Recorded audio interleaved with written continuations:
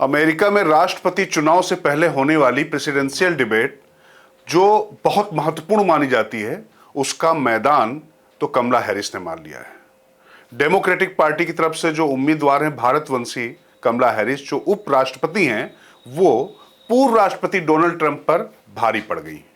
और आपको बता दें कि ये परंपरागत तरीके से अगर आप देखें तो जो इस डिबेट में जीतता है ज्यादातर समय वही जीतता है चुनाव भी। मतलब ये 77% का आंकड़ा है। मतलब 13 बार ऐसा हुआ है जिसमें प्रेसिडेंशियल डिबेट में, जो लास्ट प्रेसिडेंशियल डिबेट होती, 2 होती है, भी आपको मैं बता दूं, तो पहली में तो जो बाइडेन पर ट्रंप भारी पड़ गए थे, लेकिन जो लास्ट प्रेसिडेंशियल डिबेट है वो लोगों का मन बनाने में काफी महत्वपूर्ण साबित होती है।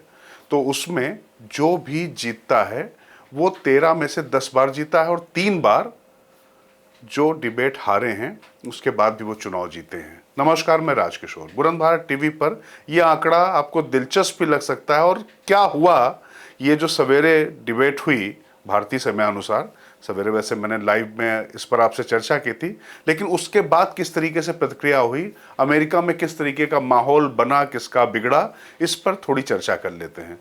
पहले तो ये समझ लीजिए कि ये माना जा रहा था कि कमला हैरिस डोनाल्ड ट्रंप के जो तेज तर्रार भाषण शैली है उसके आगे शायद टिक नहीं पाएंगी, लेकिन हुआ नहीं ऐसा। वैसे अगर देखें तो 90 मिनट में से ज़्यादातर समय बोले ट्रंप, वो 42 मिनट से ज़्यादा बोले, और 37 मिनट के करीब बोली कमला हैरिस। लेकिन वो कम बोली, इतना तीखा बोली, इतना पैना बोली, और बिना बोले जो मुस्कुराए, जो बॉडी लैंग्वेज से उन्होंने डोनाल्ड ट्रंप की तरफ से जो उन पर आरोप लगाए जा रहे थे, उसने अमेरिका में काफ़ी असर पैदा किया। और ख़ास तौर से कुछ मसले ऐसे थे जिसमें वो ना सिर्फ विटी थी बल्कि तीखी भी थी, जबकि डोनाल्ड ट्रंप जो अपने रिटोरिक्स पे बात कर रहे थे, यानी वो अतीत जीवी ज़्यादा हो रहे थे और ये कह रहे थे मैं कर दूंगा, अहम ब्रह्मास्मि वाली, जो I am the divine flame वाली जो उनकी एक शैली है, उसमें ज़्यादा थे। जबकि कमला हैरिस सॉफ्ट तो थी बोलने में, लेकिन जब ट्रंप पर हमला करने की बारी आ रही तो जरा भी मुरव्वत नहीं बरत रही थी। मसलन आपको एक संवाद बताना जरूरी है। जिस समय यूक्रेन और रूस का जो युद्ध चल रहा है उसमें नाटो के साथ में, चूंकि नाटो के ज़्यादातर देश, आप मान लीजिए कि नॉर्थ अटलांटिक ट्रीटी ऑर्गेनाइजेशन के जो ज़्यादातर देश है, यूरोप के ज़्यादातर उसमें हैं, वो ट्रंप को नहीं पसंद करते, क्योंकि ट्रंप ने साफ साफ कह दिया था कि यूक्रेन उनका सीधा मत था कि उसके लिए अगर उनको बचाना तो अमेरिका को पैसे दिए जाएं। और यहाँ पर जो बाइडेन या जो डेमोक्रेट्स की जो सरकार है मौजूदा थी, मतलब बाइडेन और कमला हैरिस वाली, तो उसमें उन्होंने पूरी तरीके से यूक्रेन का साथ दिया। और कमला हैरिस ने यही कहा कि आप ये समझ लीजिए कि अगर आप राष्ट्रपति होते मिस्टर ट्रंप, तो पुतिन कीव में बैठे होते अब तक और वो लंच में आपको खा जाते।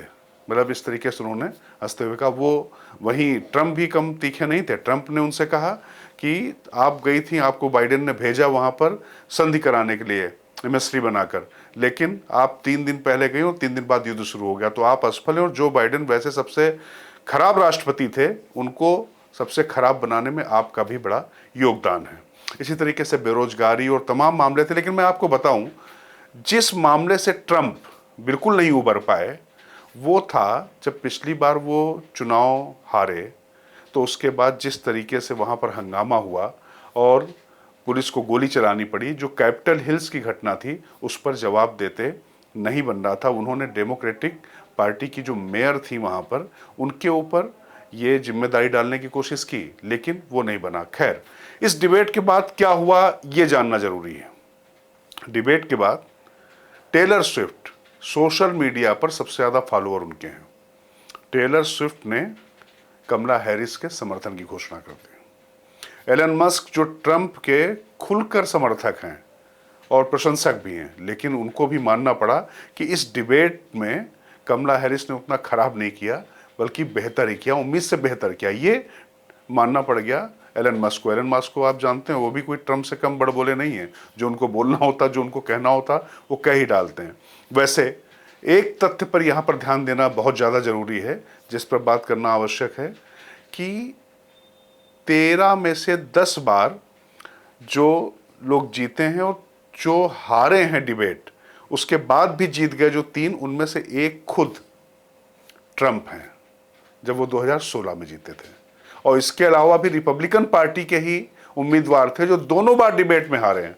वो जॉर्ज जूनियर बुश जो थे वो डिबेट में हारे लेकिन चुनाव जीत गए थे। तो अब ये देखिए, महफिल तो अभी कमला हैरिस ने लूट ली है। सिलिकॉन वैली जो सबसे ज़्यादा पैसा देती वो भी उनके पक्ष में दिखाई पड़ रही है। और एक बात और, वो थोड़ा लिबरल हैं, जो वहाँ पर प्रवासी आ रहे हैं उनके प्रति उनका रुख नरम है, जबकि ट्रंप बहुत ज़्यादा सख्त हैं। और ये तक कहा उन्होंने, डिबेट में कह दिया कि जो बाहर से प्रवासी आ रहे हैं उनको क्राइम में से जुड़ा हुआ दिखा दिया, और ये भी बता दिया कि वो दूसरों के पालतू जानवर खा जाते हैं। जिस पर मुस्कुराते हुए जिस तरीके से कमला हैरिस ने तंज कसा, वो भी अमेरिका में काफ़ी लोगों के बीच चर्चा का विषय बना हुआ है। दरअसल जिस तरीके से जो बॉडी लैंग्वेज थी, जिस तरीके से आंखों में आंखें डालकर कमला हैरिस बात करती रही और ट्रंप सीधे देखकर बात करते रहे, इन सब चीज़ों का बहुत फर्क था। और शुरुआत जब डिबेट की हुई तो पोडियम में एक परंपरा नहीं थी हाथ मिलाने की, तो कमला हैरिस ने वो परंपरा भी तोड़ी। वो ट्रंप के पास गई, उनसे हाथ मिलाया, उसके बाद डिबेट शुरू की। वो अलग बात है कि डिबेट होने के बाद इतनी तलखी बढ़ चुकी थी, इतनी गर्मा गर्मी हो चुकी थी, फिर किसी ने कोई हाथ नहीं मिलाया। खैर, अब देखना होगा कि 79 साल के ट्रंप या थोड़ा युवा कमला हैरिस कौन जीतता है। लेकिन एक बात तय मानकर चलिए कि डेमोक्रेटिक पार्टी फिलहाल जो कमला हैरिस का जो उन्होंने दांव खेला था वो अभी सफल होता दिखाई पड़ रहा है कम से कम, वरना जो बाइडेन के रहते तो लग रहा था ट्रंप को वॉक ओवर हो गया है। तो आपको हमारी ये रिपोर्ट कैसी लगी हमें कमेंट बॉक्स में ज़रूर बताएं, और कृपया मैंने जैसे आपसे लगातार कहा है कि संवाद करें और हमको अपने सुझाव देते रहें, इससे हमारा मनोबल भी बढ़ेगा और हम आपके लिए और बेहतर करने का प्रयास करेंगे। फिलहाल दीजिए मुझे आज्ञा। मैं राजकिशोर, बुलंदशहर टीवी, ताकत आपकी।